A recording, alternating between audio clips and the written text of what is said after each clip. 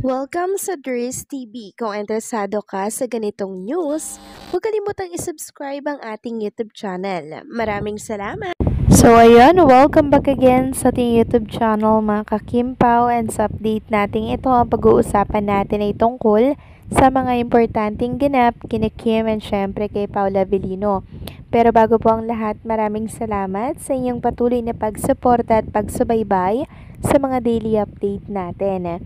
Kaya naman bilang pasasalamat, narito po ang mga napili kong komento patungkol yan sa naging previous update. Una komento mula po ito kay Ginang Rosemary Diano. Sabi niya, pwede naman mag-vlog si Kim like Angelica Panganiban na makikita pa rin siya with Pao at sa magiging anak nila. Pwede rin siyang bigyan ng sariling show like Melay Cantiveros, si Kim pa. Hindi yan mawawala at magkakaroon pa rin niya ng mga endorsement, lalo na pag mama na siya, at endorsement ng mga products pambata.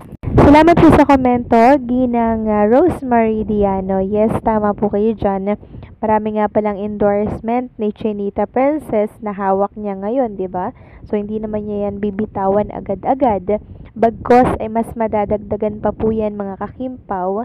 Dahil pag naging mommy na nga naman siya, iba yung endorsement ng pang-mommy, iba yung endorsement ng pang-baby, 'di ba?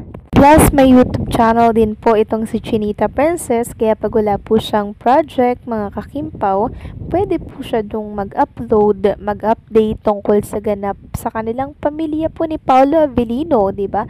So, pwedeng-pwede, gagawa at gagawa ng way si Kim Chiu para po syempre makapag-update sa ating mga Kimpaw fans.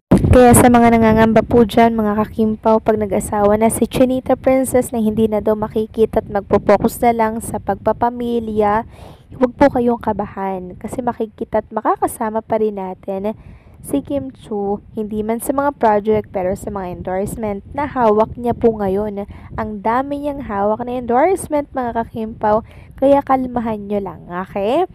At ang pangalawang komento naman mula po kay Ginang Edetana Donza. Sabi niya dito, congrats and God bless Kimi.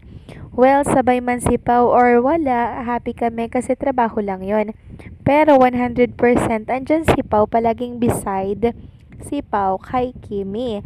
Hindi maaring wala si Pao sa ganap ni Kimberly, nasa tabi lang siya lang ang tagakuha ng picture ni Kimi. Proud si Pao kay Kimi kasi super bait, ganda at humble. We know Kim as well. May respeto si Pao sa kapwa. He is in love with Kimberly. Kaya full support kami ng Kim Pao Destiny yan. Mabuhay ang Kim Pao. Maraming salamat sa komento, Ginang Edethana Donza. Yes po, sabi ko nga po sa mga viewers natin na hindi man natin nakita si Paula Avellino na kasama ni Chinita Princess. Lagi naman pong andyan si Paula Avellino, hindi man sa tabi niya, pero laging nasa puso ni Chinita Princess. Tsaka wala namang issue mga kakimpaw kung hindi po sumama si Paula Avellino sa ganap ni Chinita Princess dito sa CDO. Kasi mabilis lang din po si Kim Chiu.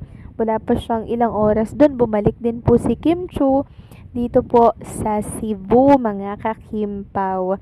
Pinalikan niya po agad si Paolo Avellino. Ilang oras lang yung ginugol ni Chinita Princess doon sa CDO.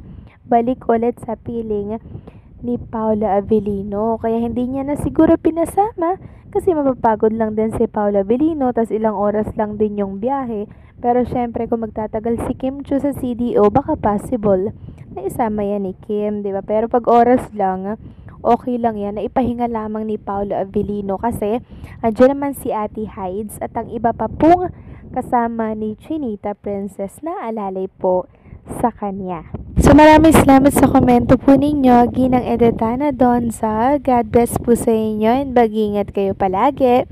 So yun na nga, pag-usapan na natin mga kakimpaw itong mga topic na nakalap natin sa gabing ito per Kim and Paula Avellino. And unahin na nga nating pag-usapan mga kakimpaw ang tungkol dito sa ganap kagabi kay Chinita Princess dyan po sa CDO. So pinakita ko naman sa inyo, diba, sa mga previous update natin, yung outfit ni Kim Chiu na sobrang sexy niya sa kulay red na outfit ni Kim for Tanduay. So, labas yung tummy, 'di ba? Tapos, maiksi yung kanyang pang-ibaba. And then, yung kanyang pang-itaas. Sobrang sexy niya, mga kakimpaw doon. Ngayon, since hindi nga po kasama si Paula Avellino sa lakad na yun ni Chinita Princess sa CDO, meron po tayong nakitang naging post ni Paula Avellino na nagsusirculate ngayon sa mundo ng social media. Dahilan po, mga kakimpaw, para kiligin ang Kimpaw fans at yung iba natawa na din. So, sabi nga po ng ilan, ako mukhang may nagselos dito sa ganap ni Chinita Princess sa CDO, which is si Paula Avellino. Kasi kahapon, 9/27/25, sabi ni Paula, sinong kalaban ko? #laban Paulo. Tapos, nirepost po ito or shinare ng isang page. Sabi dito, yung nagtaka siya, labanan mo, not so LDR kay Kimi, work lang sandali sa CDO, uwi agad yan. So, mukhang may nagselos, mga kakimpaw, ha? Saan kaya nagselos si Paula Avellino? Kasi napapost siya ng sinong kalaban ko.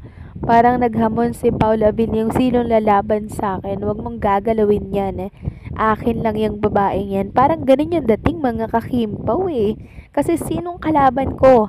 Sinong lalaban sa akin, 'di ba? Walang mananalo dahil ang panalo si Paula Avellino na sa puso ni Chinita Princess. Kaya proud siya na mag-post ng #laban Paulo. Grabe din, mga kakimpaw. Talagang napaka-vocal na ni Paula Avellino sa kanyang mga nararamdaman. Kaya pala napauwi agad si Chinita Princess, mga kakimpaw, dyan po sa Cebu, mga kakimpaw, kasi taranta din si Paula Avellino Napapost ba naman ang ganyan? Kaya si Kim Porda uwi agad, mga kakimpaw, para pakalmahin lang naman si Paula Avellino. Grabe, ibang level talaga yung pagmamahala ni Kim and Paula Avellino.